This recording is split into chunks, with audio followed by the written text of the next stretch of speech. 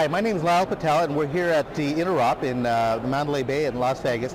And today we're going to show you Rollback RX version 10 and its disaster recovery feature. Now, what the disaster recovery really means is you're able to go back in time without losing any files whatsoever. And all of this is done within seconds. So let's come on in and I'll show you a live demo. So Rollback RX is known as a proven disaster recovery, and what we're going to demonstrate here is how we can recover files from a crash system.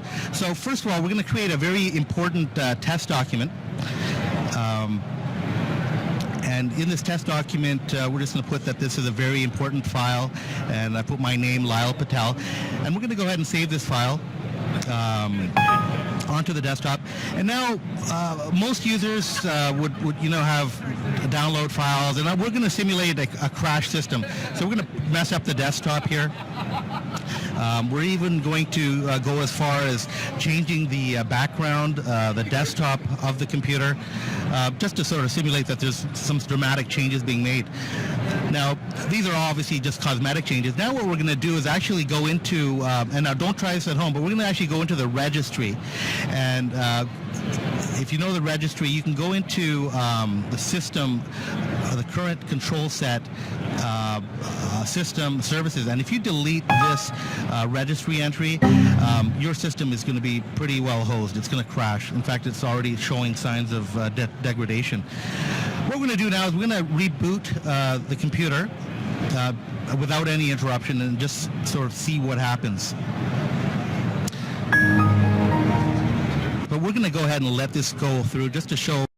Now, as you can see, we've got the infamous blue screen. Now, usually if you didn't have a rollback protection, you'd be really messed up and you'd have to resort to formatting. What we're going to do here is we're going to do a hard turn off of the computer and press the home key when Rollback RX splash screen shows up. And what that allows us to do is, we have to enter a password. This is for access control. You don't need to have a password, but we put it on here because we have a contest running. And now what we're going to do is roll back to a snapshot earlier. Now let's roll back to when we first set up the Interop trade show. Now what's going to happen, within a second, it's going to load up the snapshot and the machine's going to restore to exactly how it was at that point in time. Gone back in time. Now if you open that test document, you'll notice that, well, it's blank because obviously the information that we put into that file didn't exist at that point in time. So we're going to close that.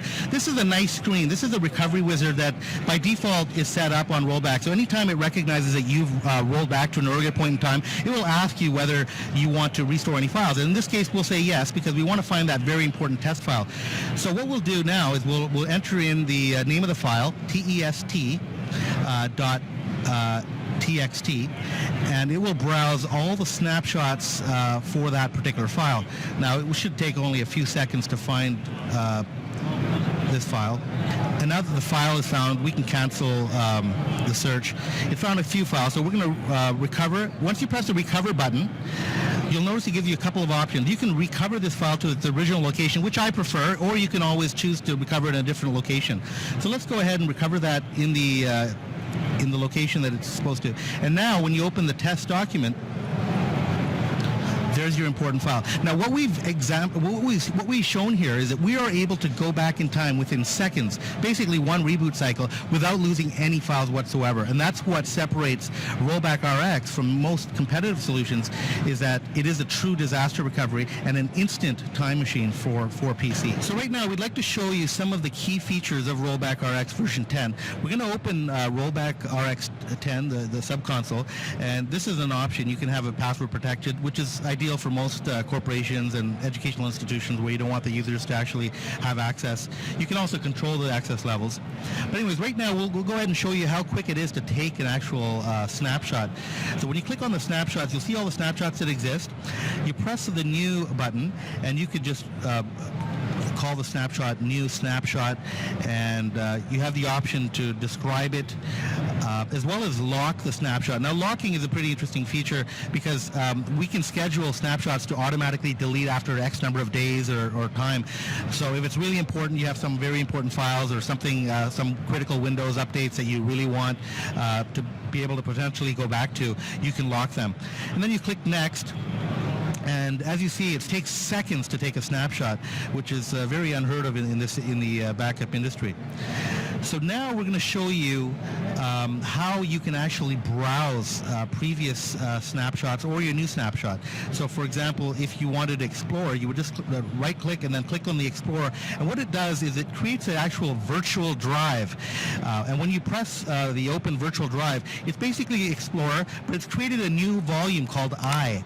Now that's you can drag and drop all the files that exist in that snapshot are persistent right in there, so you can find files, folders, etc., and you can copy them, paste them over to the desktop. So it's really an amazing tool that's in 10.1. It's a lot quicker, and it is compatible with Windows 8, even though we're showing it here on a XP box. You can also close the virtual drive, and then you won't see that drive on your Windows Explorer again. So another interesting feature is a task scheduler, where you can set, schedule, restore, and a snapshot. So if you want to take a snapshot every restart, daily, hourly, there's also options for weekly, monthly. And what's really nice is it's event-driven as well, because say you want a snapshot to be taken every time an executable like Word.exe is launched. What will happen every time you open Word, a snapshot will be taken. The event is created, and it tells you that the event, anytime Word.exe is launched, it will take a snapshot. Another interesting feature is you can schedule restores as well. Now this is more,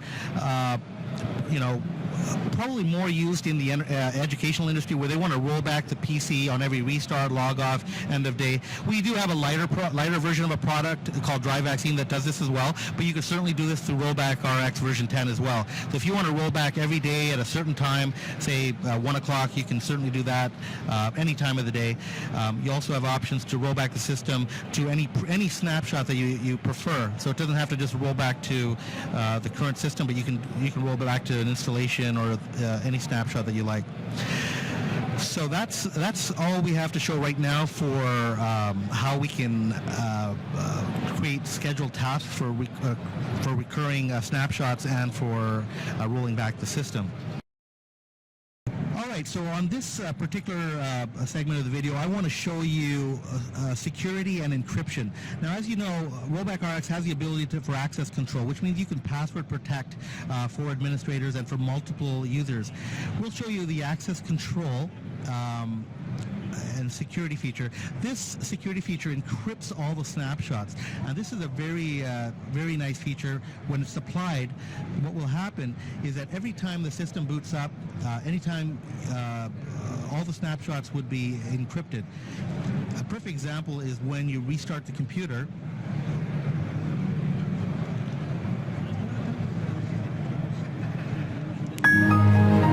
So as you can see, when the machine is booted up, it'll ask you for a password. Now this is very critical. This password is not within Windows. This is within the rollback subsystem.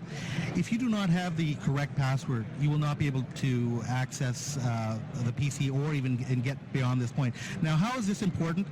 Well, let's say you have snapshots that are 6 months old, and if someone were to steal your laptop or computer and they couldn't get through this password, what they would try or attempt to do would take the hard drive out and put it in as a slave drive into another PC and try to browse the file system to find your files.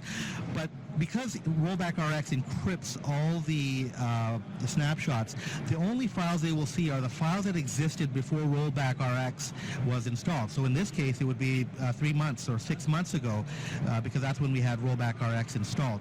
So this is a huge security and encryption feature that is very popular with some of our corporate clients, Bloomberg, Snap-on.